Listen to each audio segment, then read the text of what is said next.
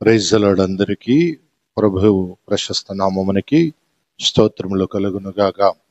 ఈరోజు అసూయ అనే పిశాచుని గురించి మనము కొన్ని మాటలు మాట్లాడుకుందాం. పరిశుద్ధ గ్రంథములో 106వ కీర్తన 16వ వచనములో చూసినట్లయితే, వారు తమ దండుపాలెములో మోషే యందును యెహోవాకు ప్రతిష్ఠుడైన అహరోను యందును అసూయపడిరి అని ఉంది. చూడండి, ఆనాటి నుండి ఈనాటి వరకు, ఓకేనా, ప్రతిష్ఠత కలిగిన వారి మీద అసూయపడటం ఎవరు చేశారు? ఆనాడు ఇశ్రాయేలు చేశారు, ఈనాడు విశ్వాసులు చేస్తున్నారు. ఆనాడు ఇశ్రాయేలు చేశారు, ఇప్పుడు ఆత్మీయ ఇశ్రాయేల్ అయిన దేవుని పిల్లలు అనగా విశ్వాసులు చేస్తున్నారు. ఈనాటికి అది తప్పులేదు. వాక్యం సెలవిస్తుంది ఏమని అనంటే, వాక్యములో ఉన్న గూఢమైన మర్మం ఏంటనంటే, ప్రతిష్ఠులు అయిన వారి మీద కూడా అసూయ పడుతున్నారట. వాక్యం సెలవిస్తుంది. ఈ అసూయ ఎక్కడికి వెళ్ళి వచ్చింది? ఇదొక పిశాచి. ఈ అసూయ అనేది పిశాచి. ఇది హృదయంలో ఉన్నంతసేపు వాళ్ళు ఆనందపడలేరు, ఇతరులు ఆనందపడితే ఓర్వలేనితనం. వాక్యం సెలవిస్తుంది 106:16 ఉన్నట్లుగా, వారు దండుపాలెములో మోషే యందును యెహోవాకు ప్రతిష్ఠుడైన అహరోనందును అసూయపడ్డారట. రెండవ వ్యక్తి చూడండి, పరిచయం చేస్తున్నాను. అపోస్తల కార్యం 7వ అధ్యాయం 9వ వచనములో, గోత్రకర్తలు మత్సరపడి యోసేపును ఐగుప్తులోనికి పోవుటకు అమ్మివేసిరి. చూడండి, యోసేపును అమ్మివేశారట అసూయ చేత. అర్థమవుతుందా? ఈరోజు అసూయ చేత చాలా మంది ఏం చేస్తున్నారు అనంటే అమ్మివేస్తున్నారండి. ఏంటి అమ్మివేస్తున్నారు అనంటే, దేవుని భయాన్ని అమ్మివేస్తున్నారు. దైవ భయం కలిగి ఉండట్లేదు.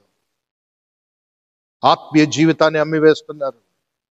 లౌకికంగా లోకానుసారంగా బ్రతకటానికి అలవాటు పడుతున్నారు. ఎందుకు అనంటే, వారిలో అసూయ అనే పిశాచి అదైపోయింది. కనుక జాగ్రత్త. వాక్యం సెలవిస్తుంది ఏమని అంటే, గోత్రకర్తలే ఏం చేశారట? యోసేపును అమ్మివేశారు అసూయ చేత. ఈనాడు చూడండి, యోసేపుకు తప్పలేదు. తర్వాత మార్కు సువార్త 15వ అధ్యాయం 9వ వచనములో మీరు చూసినట్లయితే, ప్రధాన యాజకులు అసూయపడి యేసును అప్పగించారట. పరిచర్యలో అప్పగించే వాళ్ళు చాలా మంది ఉంటారండి అసూయపడి. వాళ్ళు ఎక్కడనో ఉండరు, మనతో పాటే ఉంటారు. కనుక మనం సేవ చేస్తున్న ప్రతి ఒక్క సేవకుడికి కానీ, ఓకేనా, సంఘములో ఉన్న ప్రతి ఒక్క విశ్వాసికి కానీ గుర్తుపెట్టుకోండి, మీరు అసూయ పరులుగా ఉండకూడదు. అర్థమవుతుందా? అసూయ పరులుగా ఉండకూడదు, అపజెప్పే వారిగా ఉండకూడదు. యేసు ప్రభుతోనే ఉన్నాడు. యూదా ఇస్కరియోతు అసూయ పడ్డాడు, ప్రభుని అప్పగించాడు. అవునా?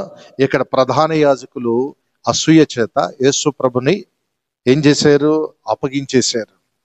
ఈ వాక్యం వింటున్న దైవ జనాంగమా, దేవుని ప్రజలారా, ఒకవేళ మీరు అసూయ పరులుగా ఉన్నట్లయితే మీ ప్రవర్తన మార్చుకోండి. ఇప్పుడే మీ ప్రవర్తన మార్చుకొని ప్రభు ముందు సాష్టాంగపడండి. అయ్యా, నేను అసూయ చేత పీడింపబడుతున్నాను, అసూయ అనే పిశాచి చేత నేను పీడించబడుతున్నాను, నన్ను విడిపించండి అని చెప్పి ఒకవేళ నువ్వు కోరుకున్నట్లయితే, ఒకవేళ నీవు ప్రార్థన చేసినట్లయితే, ప్రభు దగ్గర వేడుకున్నట్లయితే, ఆ అసూయ అనే పిశాచి నుండి నా ప్రభువు నిన్ను ఇప్పుడే విడుదల కలుగజేస్తాడు. కనుక ఆ అసూయ మనలో నుండి తొలగి మనము సంపూర్ణంగా దేవునికి విధేయులమై బ్రతుకుదుముగాక. ఆమేన్, ఆమేన్.